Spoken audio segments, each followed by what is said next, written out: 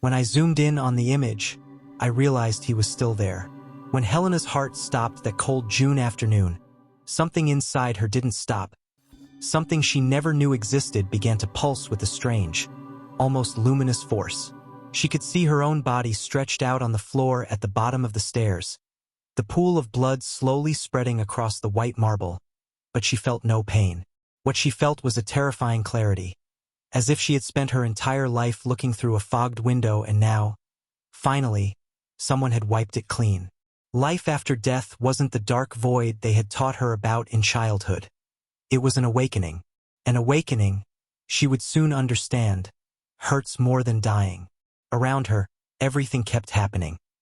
The stepmother descending the stairs with an expression that mixed shock and relief. Her father walking through the door with a shopping bag that slipped from his hands. The maid screaming into the phone, begging for help. Helena tried to shout, "I'm here. I'm okay." But no sound came out. She was there, more present than ever, but invisible to everyone she loved. Science has always tried to explain what happens after. The Bible promised answers, but nobody talks about this, about how life after death begins precisely when you realize you've never been more alive. And it was in that instant, between the body's last breath and consciousness's first, that Helena understood. She hadn't died to rest. She had died to finally see what had always been hidden.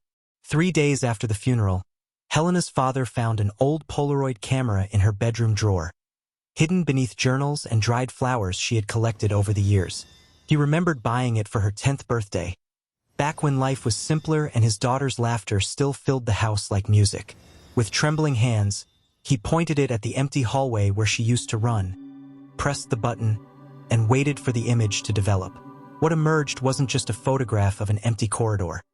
There was something else, a translucent figure standing exactly where Helena always paused to tie her shoes. The camera hadn't captured what was there. It had revealed what had always been there, invisible to eyes that refused to see beyond what a life-after-death film typically shows us. Helena watched her father's face transform as he stared at that impossible image, his rational mind fighting against what his heart desperately wanted to believe. He took another photo, then another, each one showing fragments of her presence. A shadow by the window, a shimmer near her favorite chair, a glow around the piano she used to play. This wasn't science fiction, and it wasn't something the Bible had prepared him for. This was the raw, undeniable proof that life after death science couldn't explain and faith alone couldn't contain. The camera had become a bridge between worlds, and Helena realized something profound. Some truths don't need to be believed. They need to be witnessed. And her father was about to witness everything. Helena now saw everything with a cruel clarity, as if death had ripped away the curtains that life insisted on keeping closed. She relived that final moment at the top of the stairs, but this time she saw what her human eyes hadn't been able to capture. The discreet smile on her stepmother's lips, the calculated tone of each poisoned word, the way she strategically positioned herself so Helena would step back and lose her balance. There was no physical push, there didn't need to be. The words, "Your father never truly loved you. You know that, don't you?" were the push. And Helena, with her heart shattered, took a step backward, stumbled, and fell. Life after death had given her the most painful gift of all, unfiltered truth. Now, trapped between two worlds, Helena watched her stepmother rehearse tears in the mirror, preparing the perfect performance for the police, adjusting her voice to sound broken at just the right moment. She realized that the most lethal violence doesn't leave purple bruises. It leaves holes in the soul, doubts that corrode, words that echo until you no longer know who you are. Science has never measured the weight of a toxic phrase. The Bible warns about the sharp tongue, but nobody talks about how some people kill slowly, with polite smiles and poison disguised as concern. Helena had been murdered long before she fell down those stairs. The fall was just the end of a death that began the day that woman entered the house and decided there was only room for one daughter. And it wouldn't be Helena. Helena's father always thought love was providing, paying for the best school, buying the sneakers she wanted, making sure nothing material was ever lacking. He worked 16 hours a day building a financial empire, convinced that each signed contract was proof of dedication to his daughter. When she asked him to watch her piano recital at school, He had his secretary record it. When she cried on her birthday because he had forgotten again, he made up for it with an expensive gift and a hurried apology. Now, with the Polaroid photos spread across the table, he finally understood. Helena never wanted the grand piano he bought. She wanted him to sit beside her on the old bench and listen to the off-key notes she played with so much pride. Life after death was teaching him a lesson that his entire lifetime couldn't. Presents cannot be bought. He held each photograph like a silent accusation, seeing his daughter's translucent ghost in every corner of the house, where he was never truly present. Science might call this grief-induced hallucination. Some Bible verses might offer comfort, but none of that mattered anymore. What mattered was that he had traded her childhood years for meetings he couldn't even remember, had let a stranger raise his daughter while he built fortunes. Helena watched him crumble, and something inside her, no longer anger, but a strange and mature compassion, wanted to scream, "Dad, I forgive you, but you need to forgive yourself too, because sometimes life after death isn't just about those who departed. It's about those who stayed behind carrying the weight of not having loved right while there was still time." Helena was only 12 years old when she died, but something strange happened on the other side. She didn't remain a child. Her consciousness expanded as if all the years she wouldn't live on Earth had been compressed into an instant wisdom, profound, almost ancestral. She could now see the hidden motivations of each person, the fears that drove the stepmother's actions, the unhealed pain that made her father hide in work, even her own mistakes committed in life without realizing. Life after death wasn't a place where children play in golden fields like they show in films. It was a school where innocence transformed into understanding, where each soul learned the lessons that life didn't have time to teach. And Helena was learning too fast, feeling too much, comprehending things no 12-year-old child should carry. She walked through the house like an ethereal presence, but inside her lived an ancient soul, someone who had seen the beginning and the end, who understood that good and evil are rarely black and white.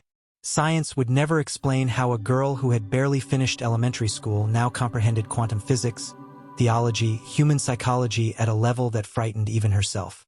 The Bible spoke of children who saw angels, but what about when the child becomes the angel? When she becomes the voice of conscience that her parents so long ignored? Helena then realized what her mission was. She wouldn't remain trapped there out of anger or hurt. She would stay until each person in that house awakened to the truth, even if it meant giving up the eternal rest that every soul deserves. Helena spent weeks watching her father circle through the house like a living ghost, more absent now than when she was alive. He slept on the couch surrounded by Polaroid photos, woke up in the middle of the night calling her name, but still couldn't truly be there. His mind wandered between guilt, regrets, and the desperate need to turn back time. She tried to touch his shoulder, whisper in his ear that everything was okay, but physical presence meant nothing if his heart was locked in a past that wouldn't return. It was then that Helena understood a truth that not even all the studies about life after death could explain. You can be in the same room as someone and be light years away. True presence isn't occupying the same space. It's being emotionally available, vulnerable, whole. She saw this truth reflected in every memory that now haunted her. Her father sitting at the dinner table scrolling through his phone while she talked about her day at school. Her father driving in silence while she cried in the back seat. Her father physically present at every birthday but emotionally absent at all of them. Science measures proximity in meters. The Bible speaks of communion of souls, but life after death revealed something simpler and more devastating. People die of loneliness even when surrounded by others. And now, ironically, it was Helena who was more present than ever, invisible but finally available in a way he never was for her. The question echoing through the walls of that house wasn't, "Where are you?" but rather, "When will you truly arrive?" And the answer, Helena feared, might come too late. The weeks turned into months, and Helena realized that her presence in the house didn't provoke fear. It provoked transformation. Her father began to sit at the piano he bought for her and, even without knowing how to play a single note, pressed the keys with an almost religious reverence, as if each sound were a prayer begging forgiveness. The stepmother, on the other hand, was crumbling in a different way. She saw Helena in every reflection, heard her voice in every gust of wind, and guilt began to crack the perfect mask she maintained. But Helena didn't want revenge. That would be too easy, too human. What she wanted was to awaken in them what had remained asleep their entire lives. The ability to see beyond their own navels, to feel beyond their own pain. Life after death, she discovered, wasn't about haunting the living. It was about illuminating them even if the light burned at first. She became an invisible teacher, creating small signs that forced each one to confront their truths. She made the wind open the diary where she wrote about the loneliness she felt, moved the Polaroid photos to strategic places, even managed to make her father find old messages he had never read. Science would call it coincidence. Some Bible verses would speak of spirits that don't rest. But Helena knew it was something deeper. It was love in its purest form, stripped of ego, of the need for recognition. She had learned that teaching isn't imposing lessons, but creating situations where people have no choice but to learn. And in that house, each day was a new class. The question was, would they be willing students or would they resist until the last breath of pride? Helena looked one last time at the staircase where everything began, or ended depending on how you see it. That fall which seemed to steal her life had actually delivered something much greater. A vision without veils, an understanding without filters, a chance to fix what was broken even after the body no longer responded. She realized that life's worst falls are rarely physical. They're the ones that happen inside, when you crumble in silence and nobody notices, when you scream without making a sound, when you die little by little while everyone thinks you're alive. Life after death had proven that falls can also be portals, that hitting bottom is sometimes the only way to finally look up and see stars you never knew existed. Her father was beginning to understand this too. She could see in the most recent Polaroid photos that her silhouette was getting weaker, less defined, as if she were finally ready to leave. He had fallen inward when she died, but now he was climbing back up, not to the place where he was before, but to a new place more true. Science would never measure this kind of fall. The Bible speaks of valleys and shadows but doesn't explain that inside each valley exists a seed waiting to sprout. Helena smiled. Yes, she could still smile because she finally understood that her mission was complete. She had fallen so that they could fall too. And in the fall, everyone had found not the end, but the new beginning that only comes when you stop resisting the gravity of your own soul. Helena finally disappeared in the last photo her father took. The image showed only the empty hallway, sunlight coming through the window, no trace of the translucent presence that for months inhabited that house. But something had changed. The house was no longer heavy. The silence was no longer deafening. And for the first time in years, her father cried. Not that cry of guilt that corrodes from within, but the cry of someone who finally understood, of someone who finally awakened. The stepmother confessed, not to the police, but to herself, in a trembling whisper before the mirror, admitting the words that pushed a child to her death. And in that confession, something in her also died, the ego, the mask, the woman she built on top of lies. What was born in its place was still fragile, still imperfect, but it was real.